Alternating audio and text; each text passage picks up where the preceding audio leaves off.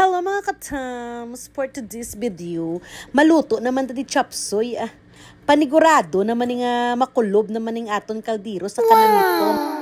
Ti amo na ni mga katams, masugod na tas ang aton nga gisa. Kainit na ding aton nga kaldero, ibutangan ta na ni sang aton nga oil. Isunod ta ng aton nga bawang,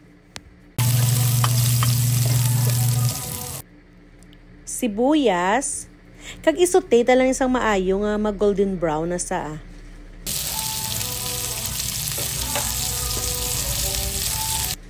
Kag dason ibutang ta naman ang aton nga chicken. Lutuon ta lang ni sa mga 5 minutes.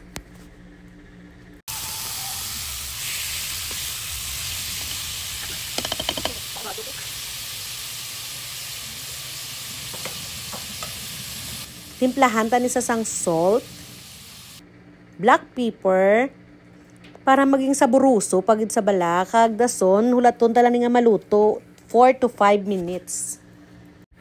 Kay okay na ning aton nga chicken mga katams, isunod na butang aton nga chicken liver.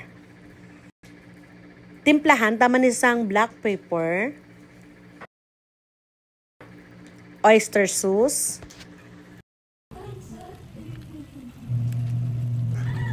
kag imikos-mekos talang ni mga katams para mag-mix gud sila yabala.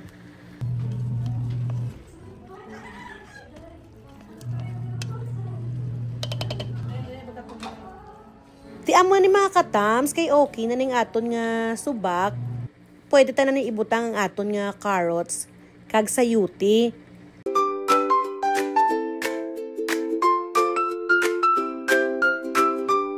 I-mix na naman ni sila para mag-combine naman da sila Kag dason butangan ta sa water. Kag lutuon ta lang anay sa mga 5 minutes ang aton nga carrots kag sayuti.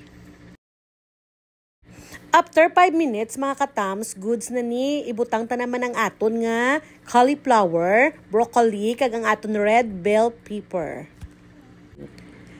Butangan taman isa sang aton nga slurry mixture para maglapuyot ang iya nga sabaw mga katams. Busa kanamit ginibala mo. Mekos-mekos ta naman ni dayon para mag-mix naman sila. Butangan taman isa magic sarap, bacon man.